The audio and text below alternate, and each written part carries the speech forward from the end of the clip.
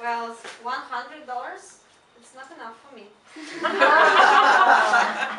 I think that I will go to sushi.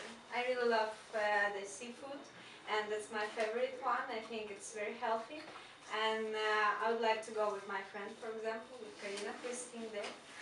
Hi, Karina. She's also like sushi. Also, what can I spend my $100? Maybe I will go to the museum, or I don't know, to go to the cinema, because I really like to go to see movies with my friends. Also, I maybe will buy something for my lovely cat, some new toy or delicious food. I think it's all. I don't know.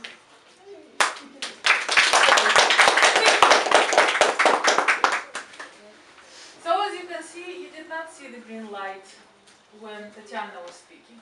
It's still fine because she went 47 seconds, right? So 49 seconds. And we have a slot of 15 seconds before, so if it's 45 seconds, it's fine for 45 and up for table topics. So Tatiana, you did very well. Okay.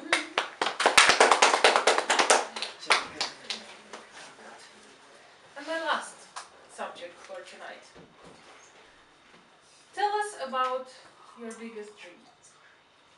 And I would like to invite someone who has first heard about Toastmasters in Moldova. Me.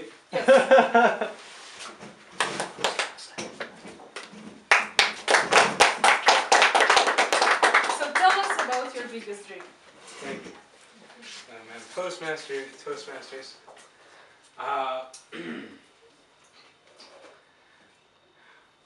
My biggest dream would be to live somewhere very, very quiet. Some place where I could wake up every morning with birds and bees and trees and water, and everything would be very peaceful. At the same time, I would want all my friends to live nearby, and they would all come to visit me in big vans, and then they would all leave after an hour or so.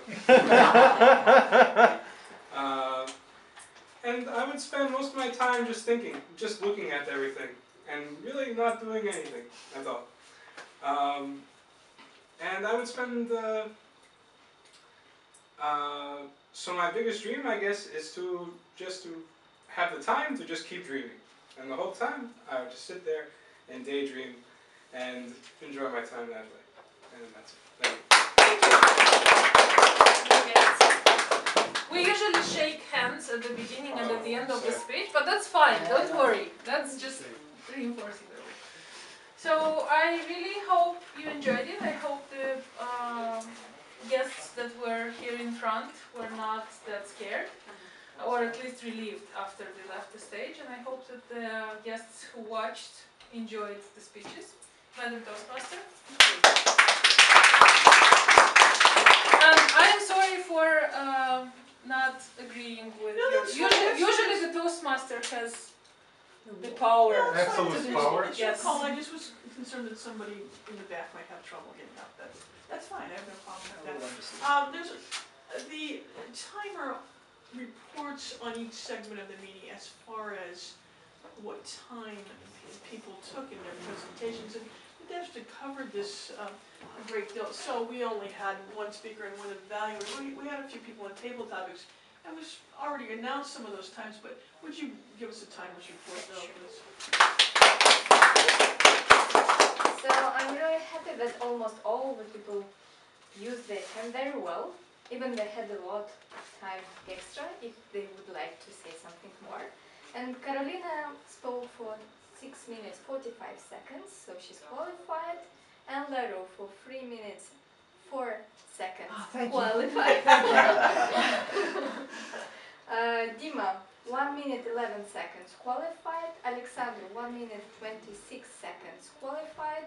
Marin 1 minute 53 seconds qualified. Tatiana 49 seconds. For inner, if you would be in a contest, you would be not qualified. But for coming here in front, it's okay. Just 15-second slot we have before 1 minute just to encourage newcomers. So it's okay. That's great for a beginner.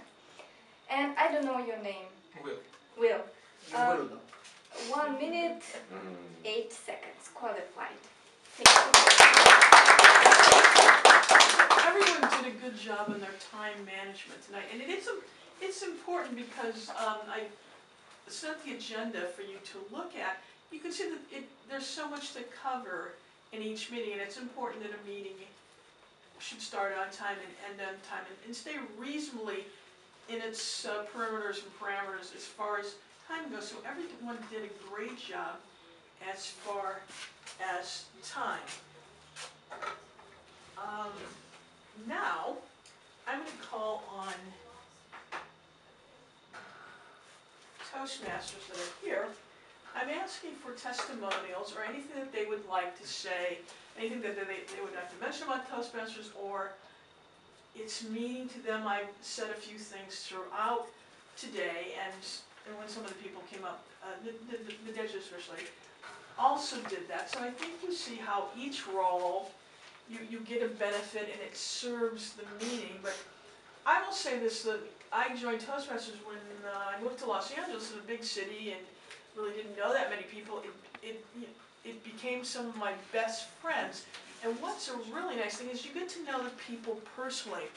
Like through their speeches, they talk about their lives and the table topics. You learn interesting things about them. It's a great place and a great mix of people, different ages, different occupations.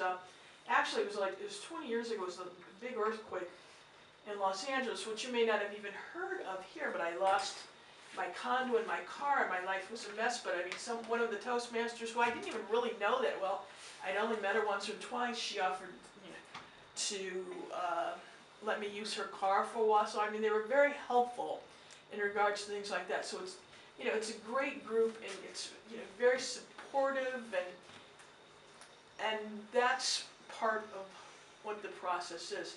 Does anyone else want to mention anything? I'll do something real quick. Sure.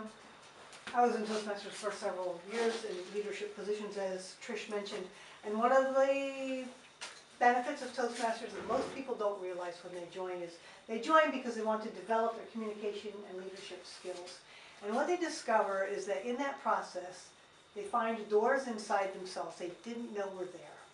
And a good Toastmaster friend will help another Toastmaster open those doors and walk through those doors.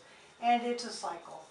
You join, you grow, people mentor you, and as you continue to grow, you mentor other people. It's a great process for personal development. Thank you, Ann. And as Ann mentioned about these doors, I talked a little bit about the humorous speech contest that Caroline was in, but there's also an international speech contest, which is more of a general and serious topic usually, and it's an evaluation contest. That's the job that Ann filled today, and there's even a table topics contest, so you have opportunities. I was not in Toastmasters that long, and this was back when people actually called each other on the phone and left voicemail messages, and somebody said, Trish, we think you're really funny, why don't you be in the humorous speech contest? So I said, okay, I didn't know what I was in for, I didn't know anything about it, but I just thought, hey, I'll jump in and try, and it was good for me to do that. I actually, at one time, then I did stand-up comedy in a few places in Los Angeles. One of them is the Ice House, which, you might know that. I realize this is a different country, but certainly it pushed me out there to do that. I think had I never been in that humorous speech contest, I don't think I would have done it. So, anyone else with testimonials or anything that I have a few more stories, but I feel like I was speaking too much tonight already. Well, Well, I have actually a couple of stories. One is about one of our members, and I was fortunate to see this member evolution during the years. This member came to our club with a very good English, and you would think that a very good English is enough to be able to speak in public. Well, no. The member had exquisite texts, but she had what we call